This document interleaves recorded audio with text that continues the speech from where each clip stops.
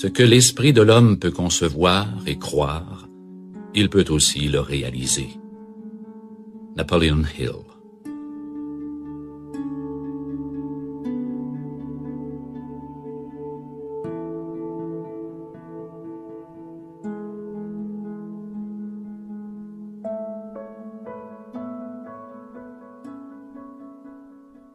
Le conscient est la partie de vous qui pense et qui raisonne. C'est la partie de votre esprit dont vous vous servez pour prendre des décisions quotidiennement. C'est là que se situe votre libre arbitre. Et c'est au moyen de votre conscient que vous pouvez décider exactement ce que vous voulez créer dans votre vie. Grâce à cette partie de votre cerveau, vous pouvez accepter ou rejeter toute idée. Aucune personne ou circonstance ne peut vous forcer à penser consciemment à des pensées ou à des idées que vous ne choisissez pas. Bien sûr, les pensées que vous choisissez finiront par déterminer le cours de votre vie. Avec de l'entraînement et un peu d'effort discipliné, il vous sera possible d'apprendre à diriger vos pensées seulement vers celles qui permettront aux rêves et aux objectifs que vous avez choisis de se manifester. Votre esprit conscient est puissant, mais c'est la partie la plus limitée de votre esprit. Votre subconscient est en fait beaucoup plus spectaculaire. On s'y réfère fréquemment comme à votre esprit spirituel ou universel. Il ne connaît aucune limite, sauf pour celle que vous choisissez consciemment.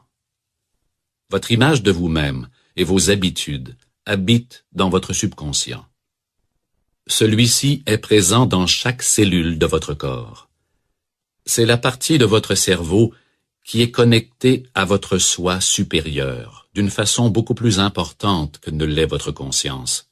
C'est votre lien à Dieu, votre lien à la source et à l'intelligence universelle infinie. Votre subconscient est naturel et intemporel, et il ne fonctionne qu'au temps présent.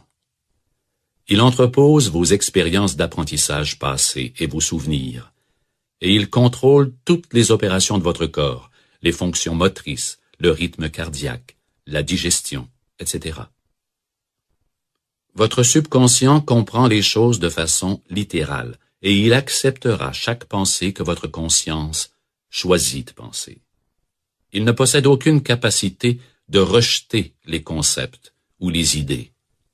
Cela signifie que nous pouvons choisir d'utiliser notre esprit conscient pour délibérément reprogrammer nos croyances inconscientes, et le subconscient doit accepter les nouvelles idées et croyances. Il ne peut pas les rejeter.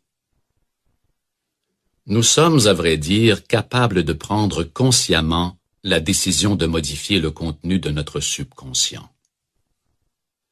Notre objectif consiste donc à apprendre à exploiter le vaste pouvoir de notre subconscient, de façon à l'utiliser à notre avantage.